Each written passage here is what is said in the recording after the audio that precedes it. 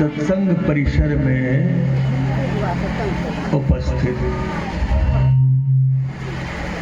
अध्यात्म पिपासु महान आत्माओं, आज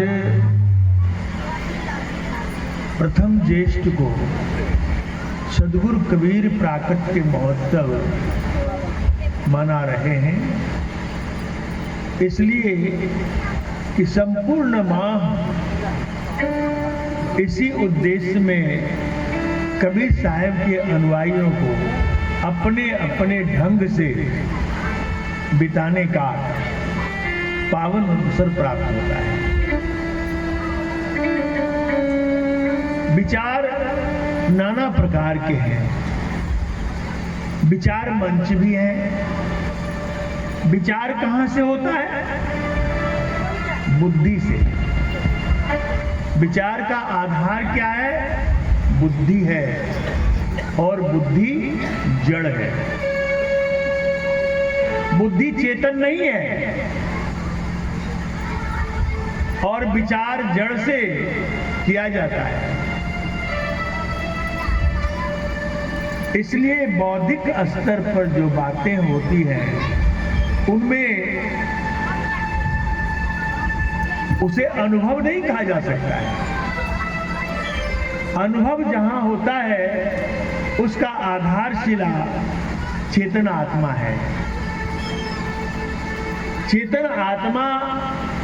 चेतन आधार से ही उसमें बिलोंग कर सकते हैं, उनकी अनुभूति कर सकते हैं, उनमें अवगाहन कर सकते हैं और उनको समझ सकते हैं।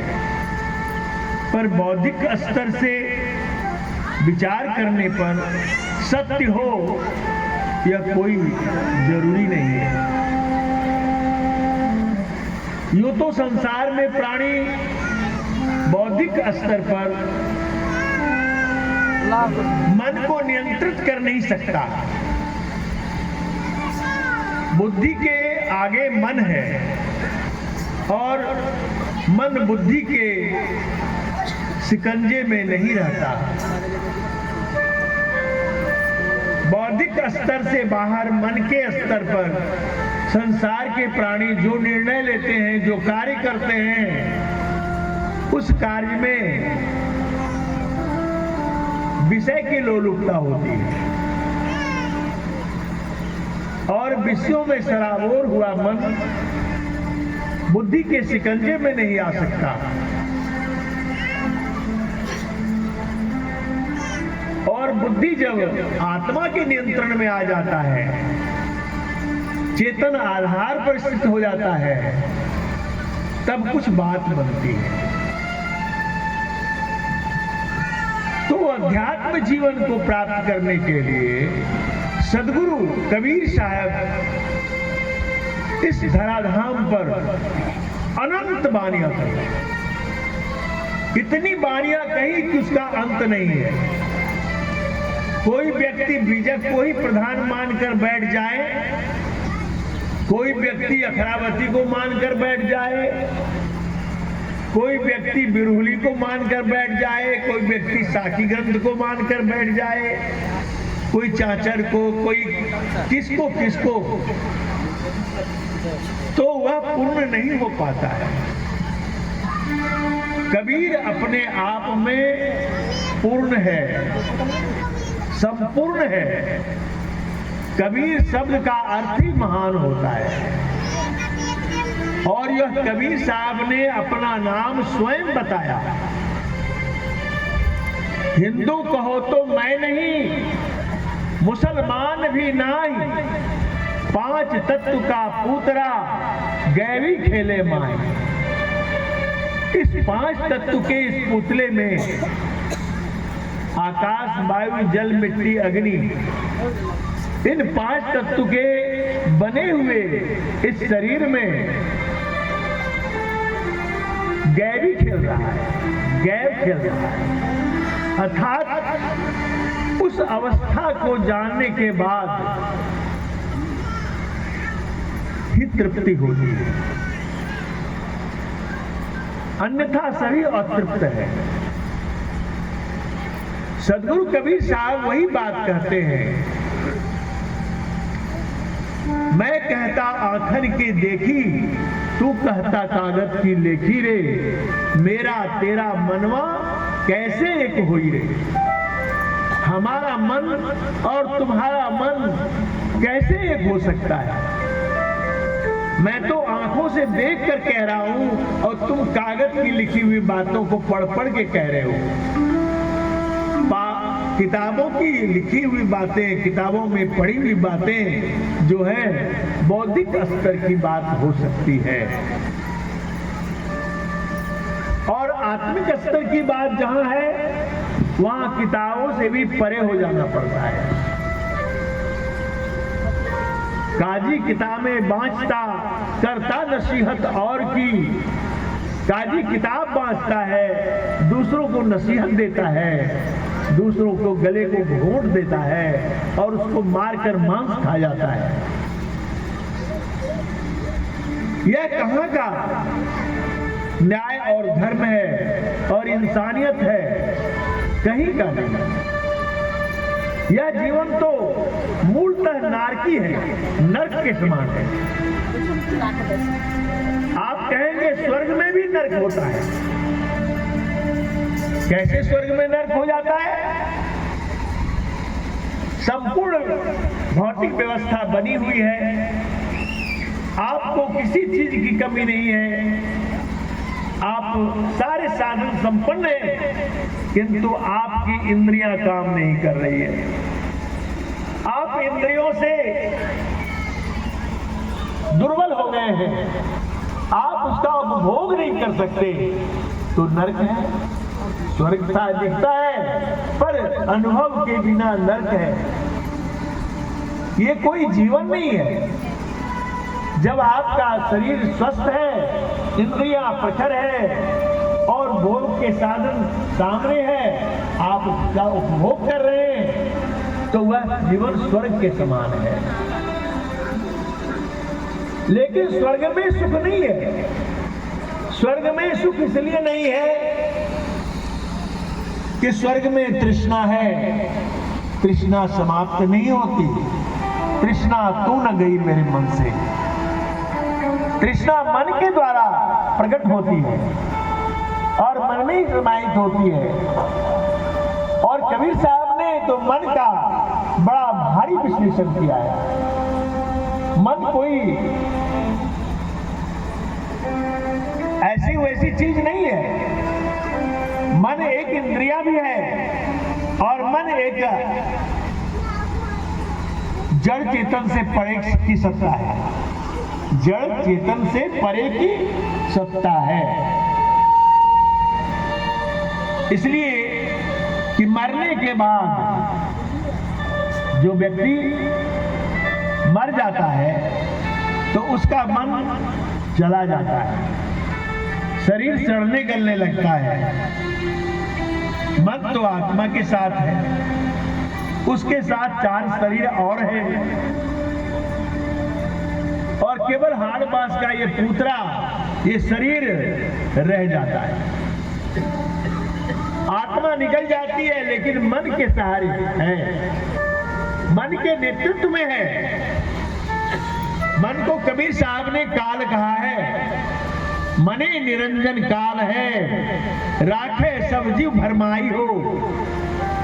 मन काल निरंजन है और सारे जीवात्माओं के आंखों की पुतली के आगे मन ही रहता है। पलक खुलते ही आपका मन दृश्यावलोकन करती है और उस दृश्यावलोकन में जब मन को मोह आ जाता है तो मन टिक जाता है और उससे आप लट्टू हो जाते हैं। संपूर्ण इंद्रियों सहित उसकी प्राप्ति में जुट जाते हैं। आपकी बुद्धि भी उसको मन को साथ दे देता है।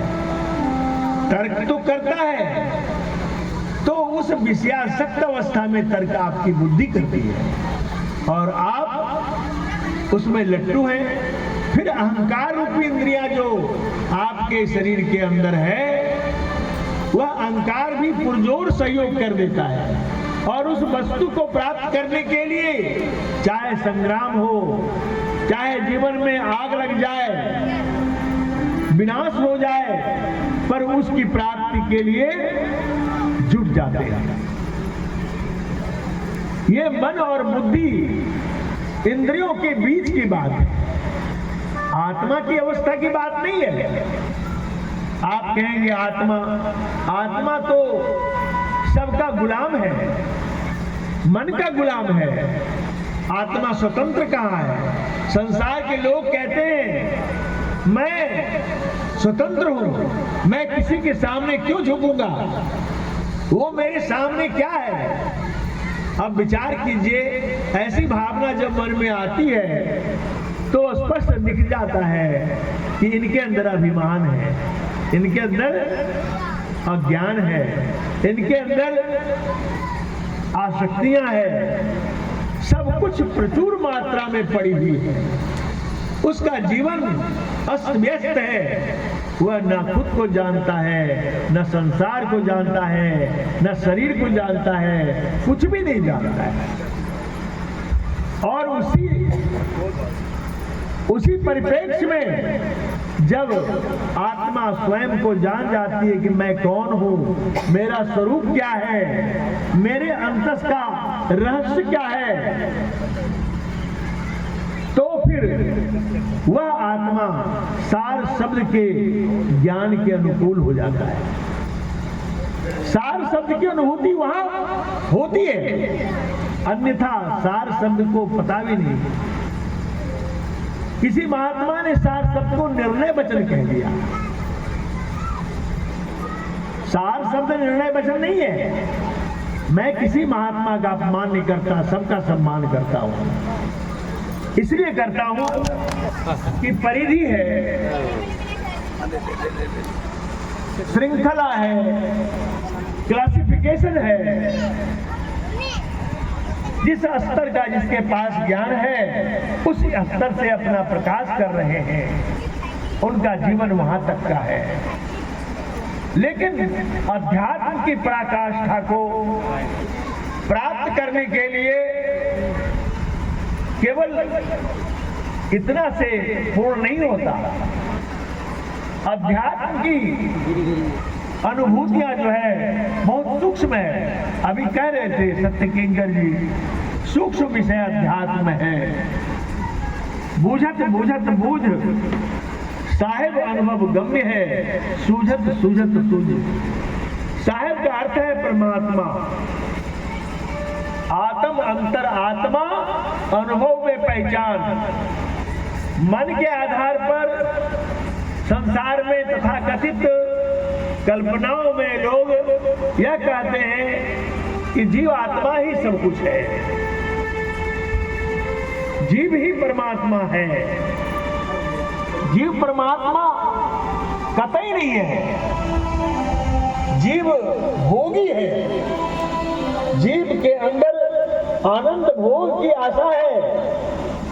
यह जीव आनंद भोगती थी, परम आनंद को भोगती थी, और यह जीवात्मा जब उससे बिछुड़ गई है, प्राकृतिक दलदल में फंस गई है, इंद्रियों के संघोष में रह गई है, तो यह आत्मा जो है फिर से उस अवस्था को प्राप्त करने के लिए इसके अंदर पुरजोर आकांक्षा है, खोज है, जिज्ञासा है।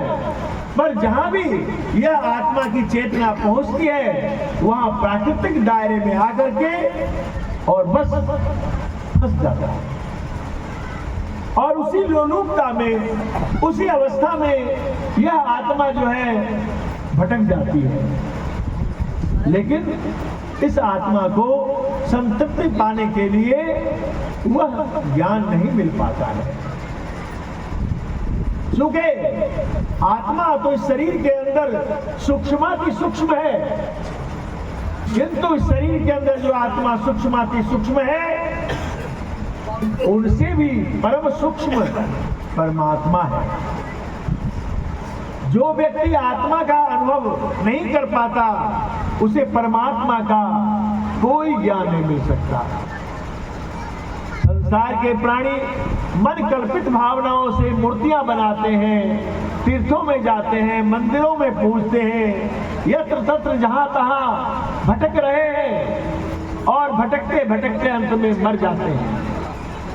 उन्हें सत्य का पता नहीं मिलता है। सत्य का पता तो तभी मिलता है जब वह लौटने का प्रयास करता है। इंद्रियों के माध्यम से संसार की आत्माएं दौड़ रही हैं, जैसे मृगा रेगिस्तान में पानी के लिए, प्यास बुझाने के लिए दौड़ दौड़ करके भ्रम में रेत को ही सूरज के किरणों में पानी समझता है और वह पानी है नहीं, दौड़ते दौड़ते प्राणांत कर लेता है। उसी तरह से प्राणी संसार में मनुष्य तन को पाकर के भी यह जो है विचार नहीं करता, संतों के शरणों में नहीं जाना चाहता और गहराइयों में परीक्षण नहीं करना चाहता और अंततोगत्वा वह मोह में जिंदगी व्यतीत हो जाती है और वह मर कर चला जाता है। फिर जन्मते मरते 84 लाख जोनियों में कर्मानुसार दुख सुख भोगता फिरता है। संसार में सदगुरु ने यही कहा कि वाणी तो इतनी कही जितनी बालू रेत, इस संसारी जीव को तनिक न लागी हेत। इतनी वाणी कही हमने जिसने जितनी धरती पर बालू का रेत है, कण है, इतनी वाणी कही। एक मुट्ठी बालू उठा लो तो उसे इस तरह गिन नहीं सकते। और संसार में जितनी रेत है उतनी वाणी कही है और उन वाणियों को संसार सुनते रहा पर जहन में जरा भी नहीं उतार पाया, क्योंकि उसके साथ उसका काल मन लगा हुआ है, मनमुखी है। सारे संसार के प्राणी मनमुखी हैं। मन जो कहता है वही करते हैं। मन भाई भाई में लड़ाता है, मन भाई भाई में प्रेम भी कराता है, मन परिवार में प्रेम कराता है, मन द्वेष भी कराता है। सारे अवगुण तो मन के अंदर हैं। मन एक घड़ा है, उस घड़े में जो कुछ रख दो रहता है। इस मनरूपी घड़े में आप को सदगुरु कहते हैं, इन संसार को हटाकर उसमें परमार्थ को डाल दो। परमार्थ किसे कहते हैं? परमार्थ का अर्थ है परम जोर अर्थ। वह धन, अर्थ माने धन, वह धन जो सबसे श्रेष्ठ है, परम है। तो परम धन इस संसार में है क्या? परम धन है आत्मज्ञान, अध्यात्म अनुभूति। इससे बड़ा कोई परम धन नहीं है इस संसार में।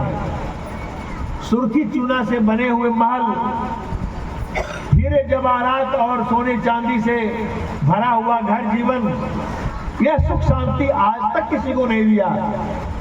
सुख शांति इससे किसी को नहीं मिला। अगर मिला होता तो बुद्ध जैसे व्यक्ति, भगवान बुद्ध जैसे व्यक्ति घर द्वार छोड़ करके नहीं भाग जाते, जंगलों में आग नहीं चाहते। गोरखनाथ, गोपी चंद, भरथरी, ना जाने कितने संत, ऋषि मुनि, सभी सारे वैभव को लात मार करके निकल गए। किसकी खोज में? सुख और शांति की खोज में।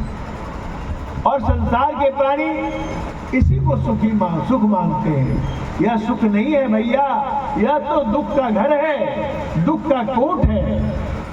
इससे कभी आप संतृप्त नहीं हो सकते, यह आपको कभी शांति और सुख नहीं प्राप्त कराता। जिस वस्तु को आप हाथ लगाएंगे वह थोड़ा तो आनंद सुख देगा, उसके पीछे दुख का पहाड़ छिपा हुआ है। समय आते आते वह झपना उभरता है और वह सामने दुख का साम्राज्य प्रकट हो जाता है। इसलिए इस संसार में विचार से ऊपर उठिए, विचार से ऊपर उठिए।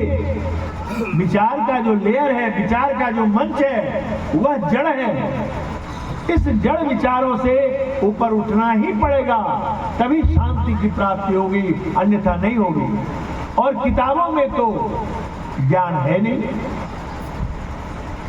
किताबें लोग पढ़ते हैं, किताबों में क्या ज्ञान है? किताब को अपरा विद्या कहते हैं। अपरा का अर्थ होता है जड़, प्रकृति, प्राकृतिक ज्ञान। और अध्यात्म ज्ञान तो किताबों से परे है, वह तो गुरु के द्वारा प्राप्त होता है। गुरु चाहे तो एक क्षण में प्राप्त करा दे, गुरु चाहे तो 7 जन्म में नहीं प्राप्त कराए। वह गुरु का सब्जेक्ट है। शिष्य वैसा समर्पित हो, अर्पण करने वाला हो, उनके अंदर निश्चलता, निर्मोह, निर्द्वंद, निष्प्रिय, निराहंकारी भावना अगर हो तो तत्क्षण अध्यात्म की अनुभूति होती है। अगर सारे विषयों से भरा हुआ जीवन है तो बहुत समय लग जाता है। जो व्यक्ति भरा हुआ भी है सब कुछ और गुरु के शरण में लग गए हैं तो यह तय है कि उनका जीवन जो है एक दिन बाहर की अवस्था में आ जाएगी। यानी एक न एक दिन तो आनंद उसे आना ही है। जैसे विद्यार्थी बहुत मेहनत करता है और कुछ नंबर के लिए वो फेल हो जाता है, तो शिक्षक जानते हैं कि ये जो विद्यार्थी है मेहनती है, लिखता है, लेकिन कुछ कारण से थोड़ा स्लिप कर गया, चलो इसको अनुकंपा के आधार पर ग्रेस दे दिया जाए।